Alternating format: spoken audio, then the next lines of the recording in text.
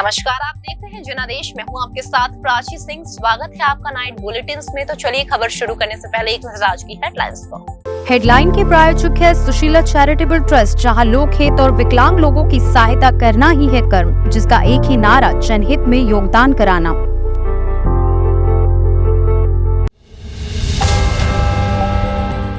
सरकारी बंगला खाली करने संबंधी मामला, राघव चड्ढा की अर्जी पर दिल्ली हाई कोर्ट कल करेगा सुनवाई।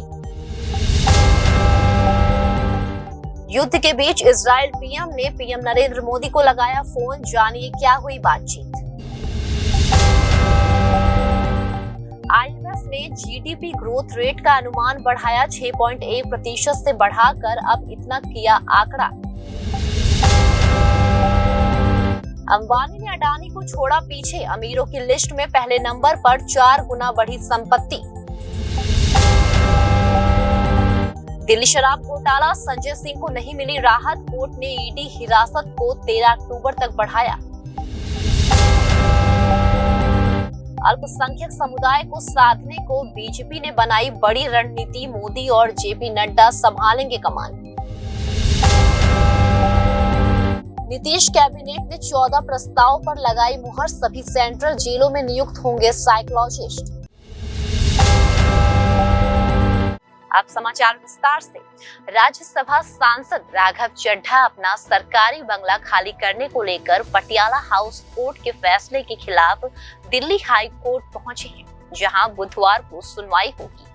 पटियाला हाउस कोर्ट ने उस अंतरिम आदेश पर रोक लगाने की मांग की, जिसमें कोर्ट ने उस आदेश को वापस ले लिया था, उसने राज्यसभा सचिवालय को राघव चड्ढा से बंगला खाली न करवाने का निर्देश दिया था।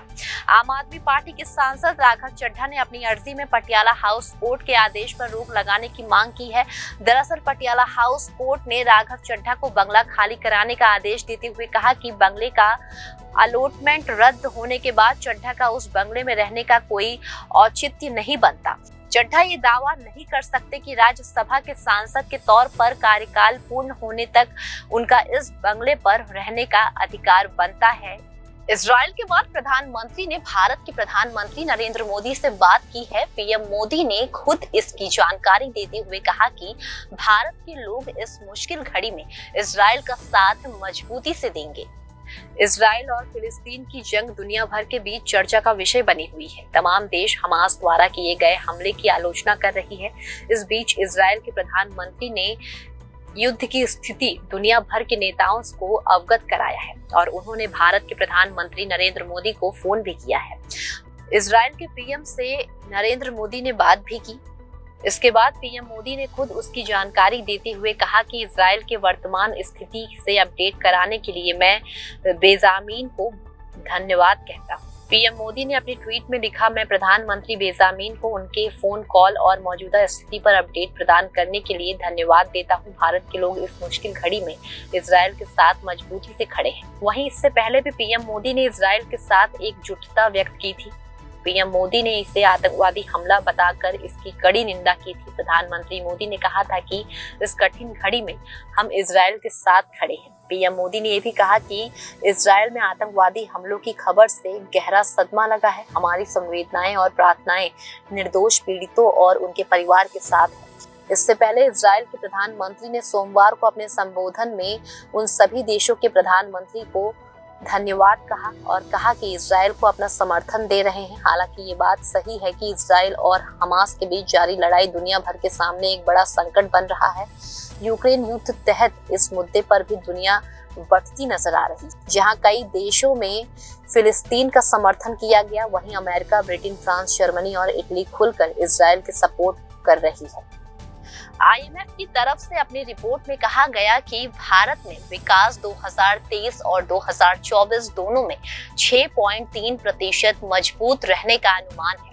2023 के लिए 0.2% अंक की वृद्धि के साथ या अप्रैल-जून के दौरान उम्मीद से ज्यादा मजबूत खपत को दिखाता है।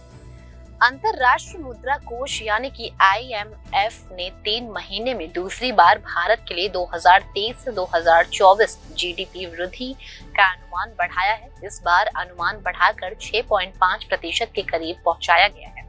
10 अक्टूबर को जारी आउटलुक रिपोर्ट के अनुसार देश के जीडीपी इस साल 6.3% बढ़ने की उम्मीद है। ये जुलाई के अंत तक लगाए गए अनुमान से 20 बेसिस पॉइंट ज्यादा है। आईएमएफ ने अगले साल के लिए पूर्वानुमान में किसी तरह का बदलाव नहीं किया है और 2024 से 2025 में भारत की जीडीपी में 6.3% की वृद्धि जारी रहेगी। आईएमएफ ने जुलाई में इस साल के लिए भारत के विकास दर का अनुमान 20 बेसिस पॉइंट बढ़ाकर 6.1% कर लिया था। अब ये आंकड़ा 6.3% पर पहुंच गया। आईएमएफ की तरफ से अपनी रिपोर्ट में कहा गया कि भारत में विकास 2023 में 2024 दोनों में 6.3% मजबूत रहने का अनुमान है। 2023 के लिए 0.2% अंक की वृद्धि के साथ ये अप्रैल जून के दौरान उम्मीद से ज्यादा मजबूत खपत को दिखाता है। आईएमएफ का हालिया विकास पूर्वानुमान 31 अगस्त को सांख्यिकी मंत्रालय की तरफ से जारी आंकड़ों के करीब एक महीने बाद आया है, जिसमें दिखाया गया कि अप्रैल जून में भारतीय अर्थव्यवस्था में 7.8% की वृद्धि हुई है। ये अर्थशास्त्रियों के 7.7% के अनुमान से थोड़ा ज्यादा है, लेकिन ये आंकड़ा आरबीआई की तुलना में कम है। आरबीआई का नजरिया 8.0% का है। दूसरी तरफ आईएमएफ ने चेताया कि ऊंची ब्याज दर यूक्रेन में चल रहे युद्ध और बढ़ते भू राजनीतिक तनाव के कारण दुनिया की अर्थव्यवस्था अपनी गति खो रही है। आईएमएफ ने अनुमान जताया कि साल 2024 में वैश्विक आर्थिक गति धीमी होकर 2.9% रह जाएगी, जिसके इस साल में 3% रहने की उम्मीद है। अगले साल के लिए पूर्वानुमान जुलाई में अनुमानित 3% से कम है। ये सुस्ती ऐसे समय आई है जब दुनिया विनाशकारी कोविड-19 महामारी के प्रकोप में पूरी तरह से उबर नहीं पाई है। महामारी और यूक्रेन पर रूस के हमले सहित कई झटकों के कारण पिछले 3 सालों में दुनिया भर के आर्थिक उत्पादन में कोविड पूर्व रुझानों की तुलना में करीब 3,700 अरब अमेरिकी डॉलर की कमी आई है। आईएमएफ के मुख्य अर्थशास्त्री ने आईएमएफ और वर्ल्ड बैंक की बैठक से पहले मीडिया से कहा कि पंगु पड़ी विश्व अर्थव्यवस्था अपनी गति खो रही है। हुरून इंडिया रीच लिस्ट 2023 की लिस्ट जारी हो गई है। इस लिस्ट के मुताबिक रिलायंस इंडस्ट्री लिमिटेड के चेयरमैन मुकेश अंबानी ने अडानी ग्रुप के चेयरमैन गौतम अडानी को पीछे छोड़ते हुए अमीर भारतीय का खिताब फिर से हासिल कर लिया है। मुकेश अंबानी ने अब गौतम अडानी को पीछे छोड़ दिया है। हुरून इंडिया रीच लिस्ट 2023 जारी हो गई है। इस लिस्ट के मुताबिक रिलायंस इंडस्ट्री लिमिटेड के चेयरमैन मुकेश अंबानी ने अडानी ग्रुप के चेयरमैन गौतम अडानी को पीछे छोड़ दिया है। सबसे अमीर भारतीयों का खिताब फिर से हासिल कर लिया है। हिडनबर्ग की रिपोर्ट के बाद से गौतम अडानी की संपत्ति में बड़ी गिरावट देखने को मिली। हुरून इंडिया और 360 वन वेल्थ ने आज 360 one wealth Hurun India reach list 2023 जारी कर दी है। इस लिस्ट में भारत के सबसे अमीर 12 व्यक्तियों के नाम शामिल है। ये भारत के सबसे अमीर व्यक्तियों की 12वीं सालाना रैंकिंग है। मुकेश अंबानी की संपत्ति 2014 में 1,65,100 करोड़ रुपए से बढ़कर 2023 में लगभग 8,08,700 करोड़ रुपए हो गई है। बता दें, पिछले 9 साल में अंबानी की संपत्ति में 4 गुना का इजाफा हुआ है।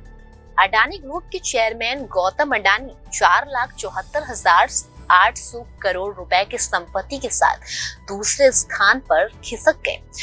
वहीं सीरम इंस्टीट्यूट ऑफ इंडिया के संस्थापक साइरस एस पूनेवाला 2,78,500 करोड़ रुपए की कुल संपत्ति के साथ तीसरे नंबर पर बने रहे। HCL के शिव नारद 2,28,800 करोड़ रुपए की संपत्ति के साथ चौथे स्थान पर बने रहे। इसके बाद में गोपीचंद हिंदुजा एंड फैमिली 1,76,500 करोड़ रुपए की संपत्ति के साथ इस लिस्ट में शामिल रहे। वहीं सन फार्मास्यूटिकल इंडस्ट्री के संस्थापक दिलीप संघवी 1,64,300 करोड़ रुपए के साथ छठे स्थान पर रहे। टॉप 10 की लिस्ट में एलन मित्तल और एवेन्यू सुपरमार्ट के राधा किशन दमानी, आदित्य बिरला समूह के कुमार मंगलम बिरला और फैमिली और नीरज बजाज एंड फैमिली का नाम भी इस लिस्ट में शामिल है। दिल्ली की एक अदालत ने मंगलवार को दिल्ली आबकारी नीति घोटाले मामले से संबंधित धन संशोधन मामले में गिरफ्तार आम आदमी पार्टी के नेता एवं सांसद संजय सिंह की प्रवर्तन निर्देशालय यानी कि ईडी की हिरासत 13 अक्टूबर तक बढ़ा दी है। विशेष न्यायाधीश M.K. नागपाल की केंद्रीय जांच एजेंसी द्वारा दायर एक आवेदन पर ये आदेश पारित किया। ईडी ने संजय सिंह पर सहयोग न करने का आरोप लगाते हुए उनकी हिरासत की अवधि 5 दिन बढ़ाने की मांग की, लेकिन दिल्ली की राउज एवेन्यू कोर्ट ने 3 दिन की मंजूरी दी। आप सांसद संजय सिंह को अब 13 अक्टूबर को कोर्ट में पेश किया जाएगा। लोकसभा चुनाव 2023 को लेकर बीजेपी कोई भी कसर नहीं छोड़ना चाहती। किसी भी तरह भाजपा की नजर अल्पसंख्यक वोट बैंक पर ही है और इसे साधने के लिए पार्टी की अल्पसंख्यक मोर्चा अल्पसंख्यक स्नेह संवाद कार्यक्रम शुरू करने जा रही है। जानकारी के अनुसार आगामी विधानसभा चुनाव के बाद दिसंबर महीने में भाजपा राष्ट्रीय अध्यक्ष जेपी नड्डा इस अल्पसंख्यक स्नेह संवाद कार्यक्रम की शुरुआत कर सकते हैं। जानकारी के अनुसार ये भी पता चला है कि लोकसभा चुनाव 2024 से पहले अल्पसंख्यक समुदाय को प्रभावित करने और उन्हें संवेदनशील बनाने और शांतिपूर्ण माहौल का निर्माण करने के लिए भाजपा अल्पसंख्यक मोर्चा और बड़ी कवायदा शुरू करने जा रही है। इसके तहत अल्पसंख्यक समुदाय आउटरीच और मोर्चा का सुदृढ़ीकरण अभियान चलाया जाएगा।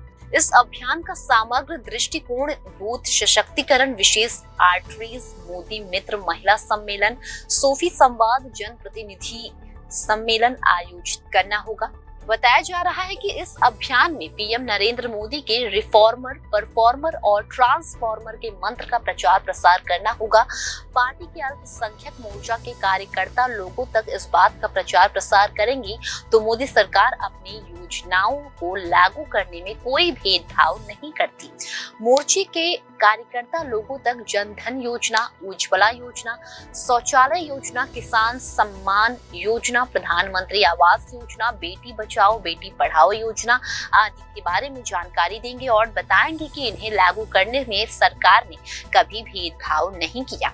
इससे एक बात तो श्रेष्ठ भारत के विचार के माध्यम से देशभक्ति, राष्ट्रवाद और आपसी जुड़ाव के आदर्शों का प्रचार भी किया जाएगा। इसमें इस बात का भी प्रचार प्रसार होगा कि भाजपा सामूहिक न्याय के साथ किसी का तुष्टीकरण नहीं बल्कि सबका विकास में विश्वास करती है। इस अभियान को व्यापक तौर पर काम करने के लिए राष्ट्रीय अल्पसंख्यक मोर्चा अध्यक्ष के नेतृत्व में क्लस्टर अल्पसंख्यक मोर्चा टोली, प्रदेश अल्पसंख्यक मोर्चा टोली नियुक्त किए गए हैं। इतना ही नहीं, लोकसभा प्रभारी, विधानसभा टोली, मंडल और बूथ स्तर पर टोली का निर्माण किया गया है। पीएम नरेंद्र मोदी राष्ट्र स्तर पर बैठक करेंगे। इस बैठक में सामाजिक धार्मिक नेता, मोदी मित्र, महिला लाभार्थी, अल्पसंख्यक समुदाय की खेल हस्तियों और अल्पसंख्यक समुदाय के अन्य प्रभावशाली सदस्यों के साथ बातचीत करेंगे। मुख्यमंत्री नीतीश कुमार की अध्यक्षता में बिहार कैबिनेट की बैठक संपन्न हुई। इस बैठक में कैबिनेट ने 14 एजेंट पर अपनी सहमति दी।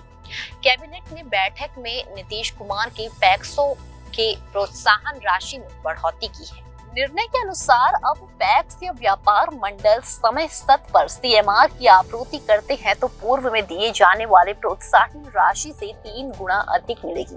इस प्रस्ताव पर बिहार कैबिनेट ने मुहर लगा दी है। इसके साथ ही राज्य के सभी सेंट्रल जेलों में एक साइकोलॉजिस्ट की बहाली के प्रस्ताव को भी मंजूर कर लिया गया है। बता दें कि पैक्स और व्यापार मंडल और सहकारी संस्थाओं को सीएमआर चावल की आपूर्ति के आधार पर पूर्व से दिए जा रहे हैं। प्रबंध की अनुदान राशि को खरीद विपणन मौसम 2022 से 2023 से 10 रुपए कुंटल से बढ़ाकर प्रोत्साहन के रूप में 30 जून तक 100% आपूर्ति करने पर 30 रुपए प्रति कुंटल, 31 जुलाई तक 25 रुपए और इसके बाद 7% सीएमआर आपूर्ति करने पर 20 रुपए प्रति कुंटल की दर से अनुदान की राशि स्वीकृत का प्रस्ताव मंजूर किया है।